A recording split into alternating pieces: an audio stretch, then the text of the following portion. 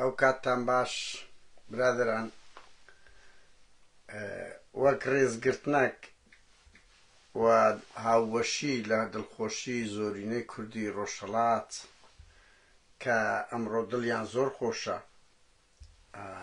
ئەمناندە قسە و باس دەکەم هاوڕێیان. پێچەوانەی هەموو ئەوانەی کە دەبینین ئێستاکەوا بروسکە لێ دەدەن، نیگەرانن، یان هەتا مەسەیری سوسیال میدیا و ئەوەی کوردی دەکەم ببورن. یعنی کاکەوە سەرۆکەچی خوێنڕێژی کورد بووە. هاوڕێیان بەس با لە پەیجەکەم بڵاوکەمەوە بەسەر ئەو چاوەی ئێستاکە هەندە قسە و باز دەکەین. کاچ خۆم ئەمە نابی هەر سەیری ئەوەی خۆمان بکەین. خەڵکەکی زۆر لە کوردستانی ڕۆژهەڵات ئێستاکە جەشنیت دڵخۆشە. چۆن دەکرێتن ئێمە هەستیوان ڕانەگرین یان بمانەوێ خەبەرەکان وا پیشان بدەین کە نیگەرانیەک پیشان بدە، نە بە پێچەوانەوە. ئەوڕێم بەس دوای شت بەخێر بێن. ئاڕێزام تەوقیتەکەی خراپە، بەس من ئێستا هەر هەندە قسە و باز دەکەم. بڕیەوەی لای ما تۆزبا و بەف ئەوەی کەمێک باە کەلچی ئەوە نەبوو قسە و باز بکەم.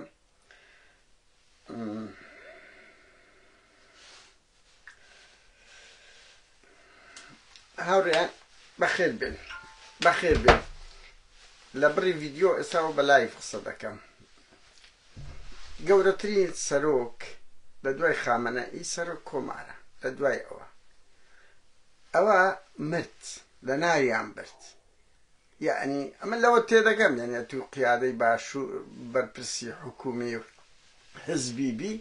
بروسکەیەک دەنێردرێتن، بەڵام ئەو بروسکەیە یەکەم دەبێ وشەکان ئاگامان لێبی، لەبەر ئەوەی ئەوانە مجریمی کوردی ڕۆژهەڵاتن، هەزاران تاوانیان بەرامبەر کوردی بە ڕۆژهەڵات کردیە. یعنی ئێستا من دێک دوو کوردی ڕۆژهەڵات داوایان لێ کردم، وتیان قسەیەک کەوتمە سەر ئەو چاوەی. یعنی تۆ بیرکەوە ئەگە سەدام و وەزیری خارجی تارق عەیزوەی لێ بەهات بە ئێمە بیرمانە هەمومان ئەو ڕۆژەی کە ئەدنا خێرۆڵەوەی لێ هات چەند دڵمان خۆش بوو. یعنی بیرکەنەوە بە ئەو خۆتان. ئەمە یعنی هەر دوێنێ بوو ئەو ئیبراهیم ڕەئیسی و وەزیری خارجی و ئەوانە بە هەزاران کوردیان، کورد و ئێرانیان خستە زیندان، تەعزیبیاندا، لە سێدارەیاندا. ئەو هەموو گەنجە جوان و تێکۆشەرە لە پێناوی ئازاری ژینا ئەمینی، لە کەیسی ژینا ئەمینی. تخوا بێشەرەفی نییە ئەمن بێم واجەوە پیشان بدەم لە میدیا، لە میدیاکانیش خۆیان پێ ئەوە بێ غەمجینی خەڵک پیشان بدەم. چێ سەرۆ کۆمارەشی دەستیان سوورە 40 ساڵەیە بە خوێنی 26 ساڵە کاکە، وەڵاو بنە 44 ساڵە دەستیان سوورە بە خوێنی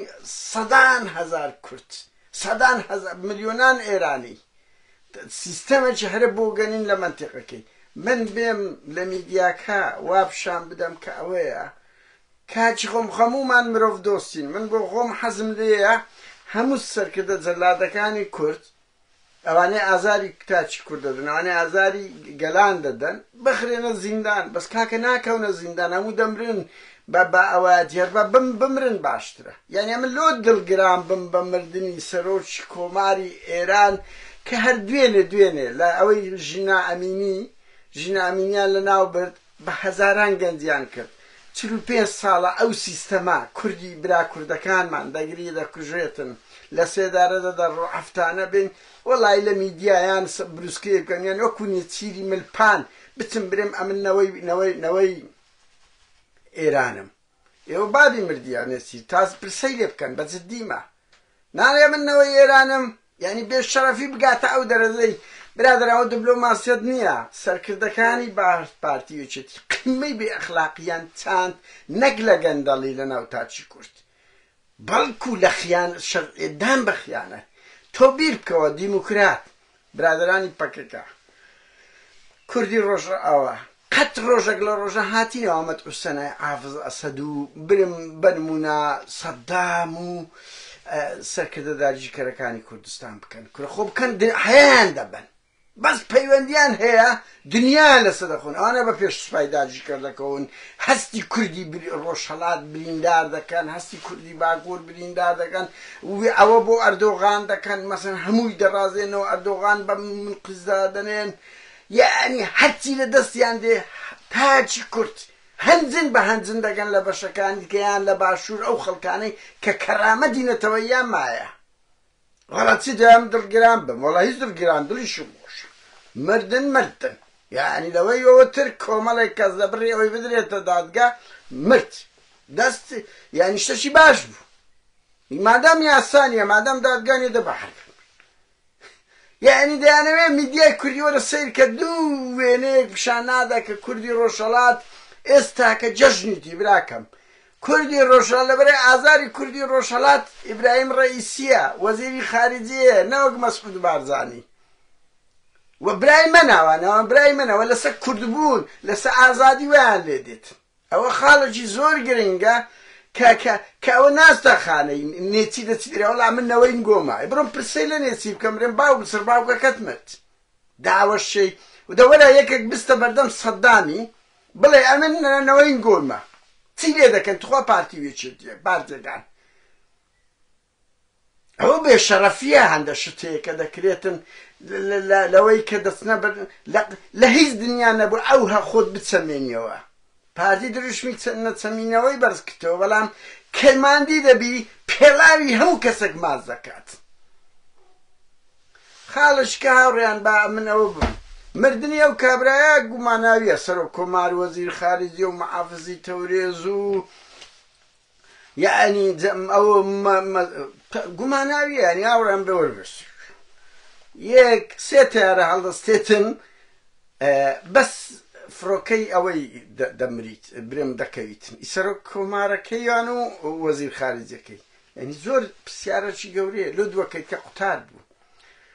دوو یعنی تخوا من بەیانیان کە هەرستین لە سوید سەیری ئاوهەوا کەش و ئاوهەوا دەکەین چ جلەک لەبەرکەین چ بکەین لەبەرەوەی کەشەوەکە وەرە تو سەرۆک کۆمار بی دەربچی نەزانی ئاوهەوا لەو منتیقەی وا خراپە برسی ئەوە پرسیارێکی زۆر گەورەیە سێ دوو تیارەکەی تر پاسەوانێتی ئاگاداری دەکەن کەچی بەجیان هێشتیە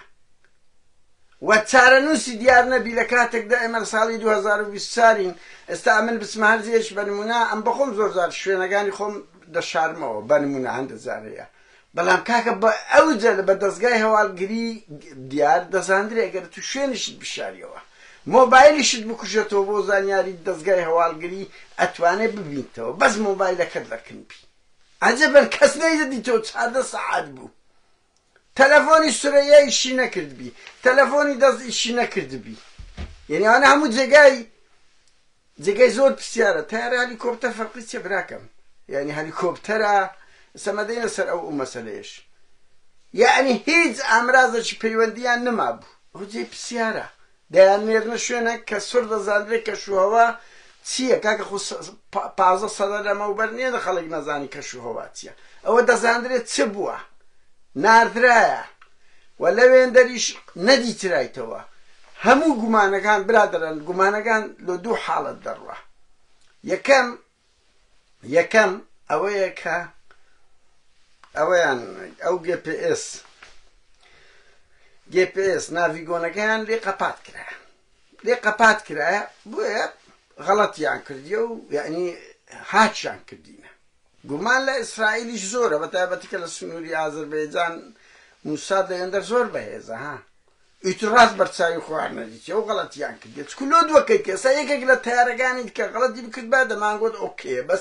بەس تیارەی سەرۆک کۆمارەکەی و وەزیرەکەی خارجی و ئەو هەموو بەرپرسە ئەوە دەکەویتن ئەوە جێی پرسیارێکی گەورەیە دوای ئەوە 15 سەعات کەس نازانی کورەوەرە حیاچوونی ئێران بوو هەر حیاچوونی ئێران بوو کە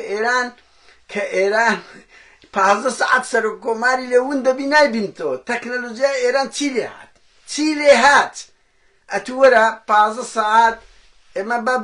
کوڕەکەم بەس ئەوە دەبی بە مۆبایل بە ئاپەکەیە دەیبینینەوە لە چێندەرە چ دەکات چ ناکە براکەم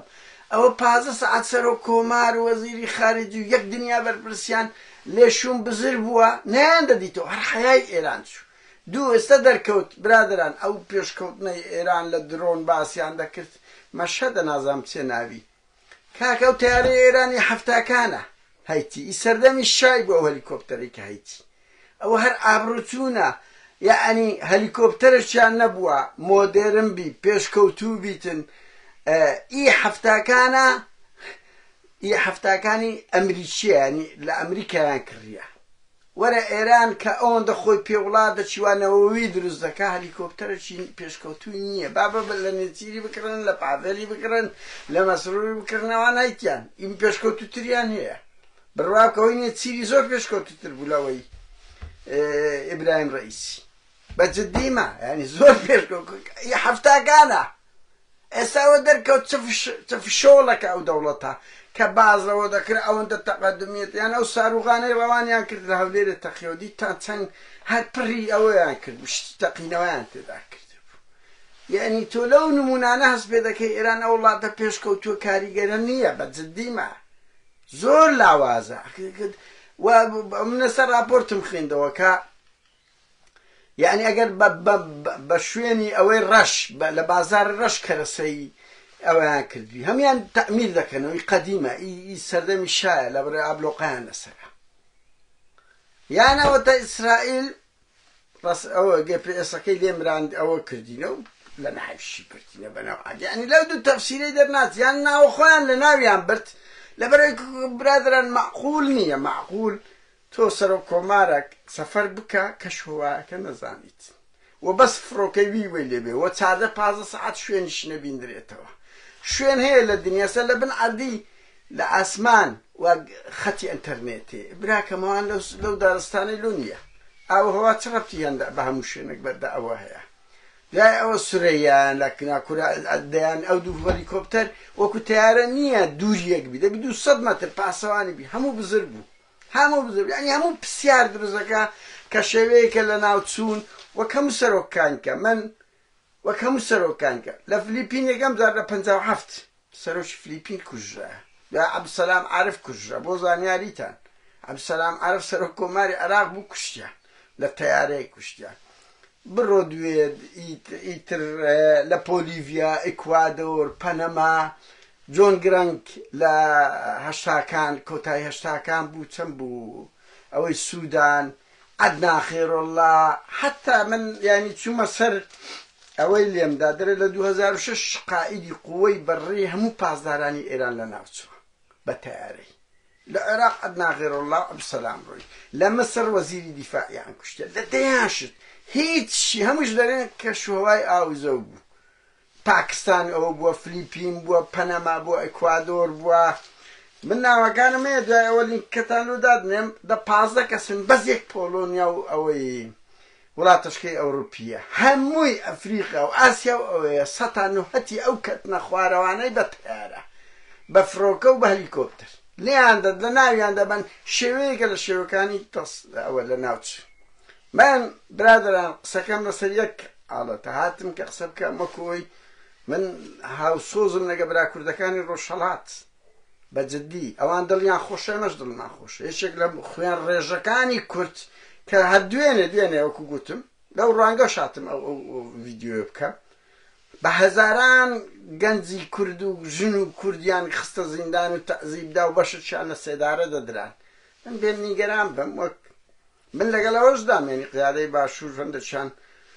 پارتی وێچێتێکان بروسکە دەکەن بەس دەبێ ئەتەکێت و ئەدەبیان هەبیت نەک وەک نێچیری ئەواش بێشەخسیەت بچەمێتەوە بڵێ ئێمە نەوەی ئێرانین هەستی هەموومان بریندارکە ئاپۆ بەس لە زیندان کە لە وەختی مەحکەمە گوتی دایکم تورکە کە حەقەتە چی خۆتی هەتا ئێستا پارتیەکان بە دڵساوی خەڵکدا دەنەوە ئەدی بەوەی دەڵێت لە بەرامبەر ئێرانەوەی گرت قسەیمە لێرەدا مە هاوسۆزین من بۆ خۆم وەکو مرۆڤ دۆستێک بەڕاستی لەگەڵ ئەوم خەڵک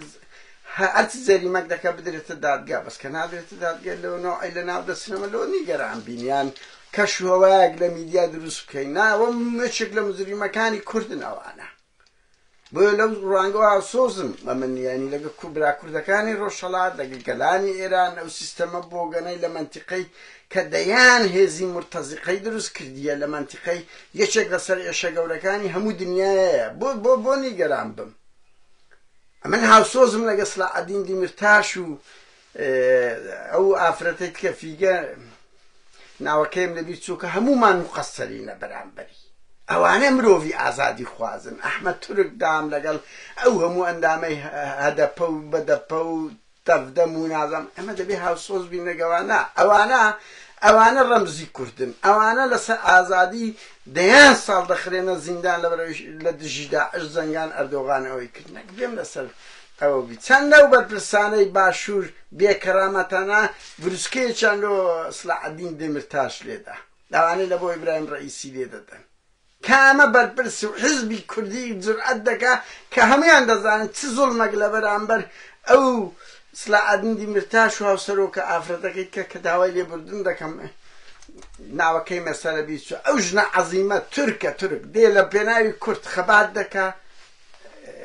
کەس ئاگای لێ نییە 40 ساڵ ئەویش حکوم درایە بەهەرحاڵ هاوڕێیان شەرمە ئینسان بێ لۆ جەلاد و خوێن ڕۆژەکانی خۆی فرمێسک بڕێژەیان بێوێ کە شوهوایەک لە میدیا دروستکە لە میدیا وا پیشان بداتن کە نیگەرانین وەڵامە هیچ نیگە دڵیشمان خۆشە خۆزی هەموو بە جەلادەکانی کورد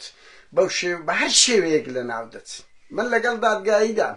بەڵام کە نادرێنە دادگایی دەبار لە ناو بچن بەو شێوێ دادش خۆش